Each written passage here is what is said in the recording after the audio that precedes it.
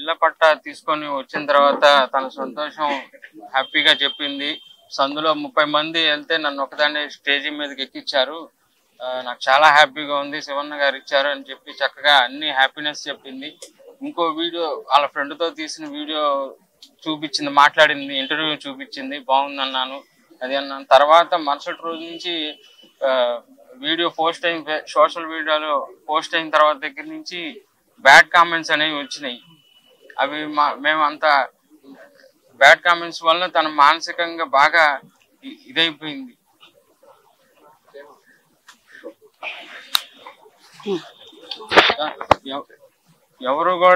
ఎవరు చెప్పించలేదు, ఎవరితోనూ చెప్పలేదు. అందరూ తన మనస్ఫూర్తిగా నిజంగా తన మనసులో మాకు ఆ పథకాలు నిజంగా అందినాయి కాబట్టి మనస్ఫూర్తిగా చెప్పింది. తనకి జగన్ అన్న అంటే గౌరవం, శివన్న అన్న గౌరవం, అందరూ గౌరవం. ఏ పార్టీ మేము ఆ పార్టీ మనుషులం కాదు. మాకు ఇంత హెల్ప్ చేశారు.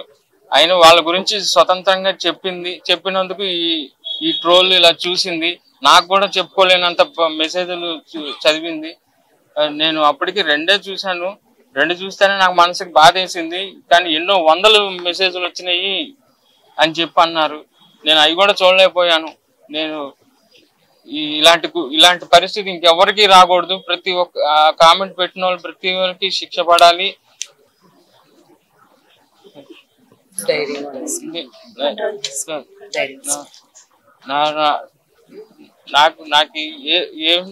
నాకు ఏ సహాయం చేయకపోయినా పర్లేదు, నా పిల్లలకి సహాయం చేయండి.